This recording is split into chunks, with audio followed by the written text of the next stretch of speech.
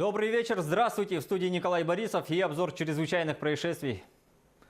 В Алекминске похитили 1 000 000 рублей при капитальном ремонте жилого дома. Как сообщает пресс-служба прокуратуры республики, администрация города заключила контракт с ООО «ЛК Грант» на сумму более 2 миллионов. Позднее была проведена проверка строительства.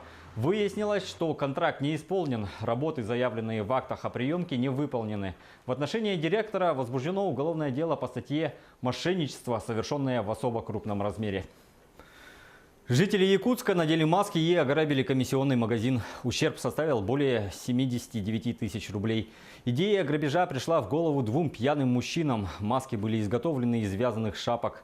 Сделав прорези для глаз, они пошли на дело. Повалили на пол работников, разбили стеклянные двери стеллажей и похитили ноутбук, планшет, игровую приставку, 7 наручных часов, 11 сотовых телефонов, а также деньги. Часть похищенного изъята.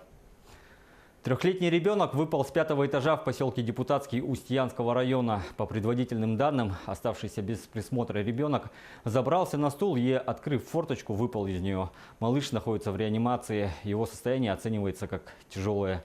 Следственный комитет проводит проверку. С начала месяца это уже 2-й случай падения детей из окон жилых домов. 6 мая трагедия произошла в Нейрюнгри, где из окна квартиры на 8-м этаже выпал 2-летний мальчик. Он погиб на месте. В якутский суд направлено дело 23-летней матери, которая по неосторожности убила своего ребенка. Трагедия пришла в полную благополучную семью. Родители в органах системы профилактики правонарушений не состояли. 3 апреля 2017 года обвиняемая, находясь в квартире, увидела, как ее малолетний сын тянет на себя ручку выдвижного ящика деревянного шкафа и отодвинула ребенка, находящегося в ходунках, от шкафа. Поскольку ребенок снова стал тянуть ручку ящика, она, не рассчитав силу, оттолкнула рукой ходунки, в результате чего они быстро покатились с батареи отопления и ребенок ударился головой об радиатор. Женщина пояснила, что оттолкнула сына, чтобы выдвижной ящик не упал на него. В результате неосторожных действий обвиняемой ребенку причинена травма головы, от которой он скончался в больнице 21 апреля 2017 года. В Якутске обнаружено тело 33-летнего охранника. В последний раз его видели на работе 14 мая. Он сдал смену и поехал проверить дом.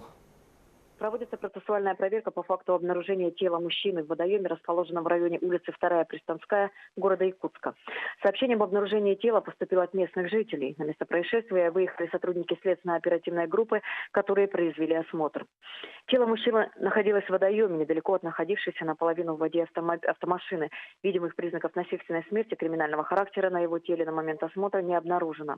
Установлена личность погибшего. Им оказался владелец транспортного средства, который числился без вести пропавшим с 14 мая текущего года. На Нюрбинской птицефабрике обрушились клетки, где содержались 45 тысяч кур-несушек. Сколько птиц погибло, пока неизвестно. По словам генерального директора Петра Гаврилева, выживших птиц переместили в варочный гараж, убойный цех и в цех молодняка, который пока не введен в эксплуатацию. Причина обрушения устанавливается. В районе образована комиссия, в которую вошли специалисты управления ветеринарии района, Россельхознадзора и МЧС. Представитель Минсельхоза Якутии вылетел в Нюрбу. В преддверии отпусков вылетающим стоит заранее проверить наличие долгов и штрафов. Может случиться так, что такого гражданина просто не пустят на борт самолета. В аэропорте Якутск прошла профилактическая акция «Должник». Пассажиры внутренних рейсов были проверены на наличие долгов и штрафов. Пассажиры отметили, что для законопослушных граждан ничего страшного в таких мероприятиях нет.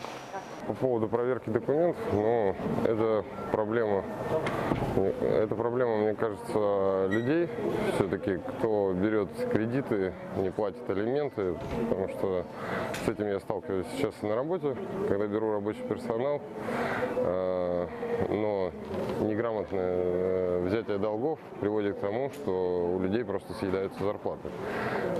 Надо платить вовремя. Единственное, главное, чтобы рейсы не задерживали из-за этого. Согласно административному кодексу, гражданин обязан оплатить выписанный ему штраф не позднее 60 дней со дня вступления постановления о наложении штрафа в законную силу. При уклонении от обязательства грозит штрафом, либо административным арестом до 15 суток.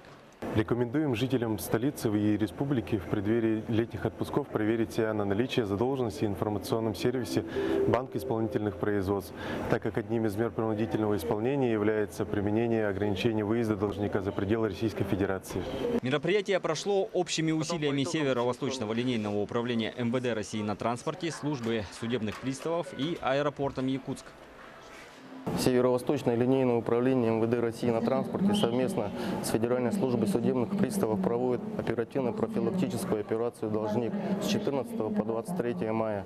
Узнать о своих долгах вы можете по телефону 49 51 41 или по адресу Комарова 2/1, кабинет 206. Сегодня в ходе операции был выявлен один должник. Сумма его долга составила 180 тысяч рублей. Он пояснил, что взял кредит в одной из микрокредитных организаций и не успел его вовремя погасить. Нам пояснили, что часто бывают случаи, когда сумма долга не превышает 5 или 10 тысяч рублей. Тогда можно оплатить штраф на месте. На этом пока все. Берегите себя и хороших выходных.